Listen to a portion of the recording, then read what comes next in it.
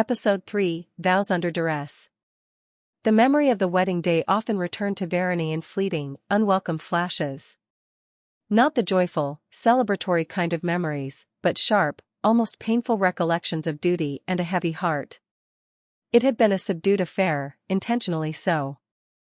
Her grandmother's health had been failing rapidly, and the doctors had given a grim prognosis. The clock was ticking.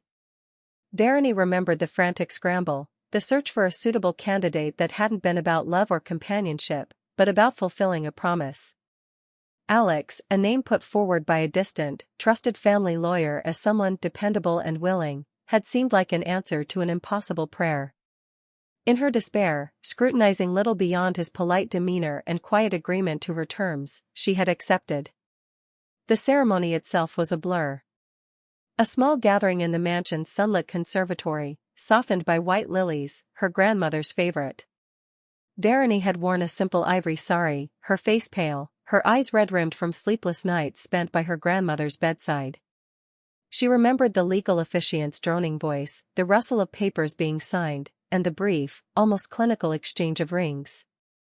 She hadn't looked at Alex then, not truly. Her gaze had been fixed on her grandmother, propped up in a specially arranged armchair, a faint, contented smile on her lips as she watched the proceedings. That smile, that last flicker of peace on her beloved grandmother's face, had been Varuni's sole focus, her only solace. It was a vow made under duress, not from an unwilling groom, but from a granddaughter sacrificing her own desires for a dying wish. Alex had been a silent, almost stoic figure beside her. He had uttered his vows in a clear, steady voice, his hand briefly touching hers as the ring was placed.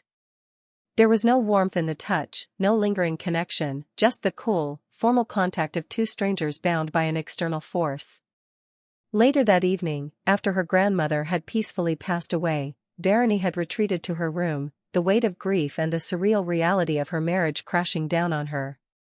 Alex, after ensuring the necessary arrangements were being made and the house was settling down, had quietly disappeared into the wing designated for him.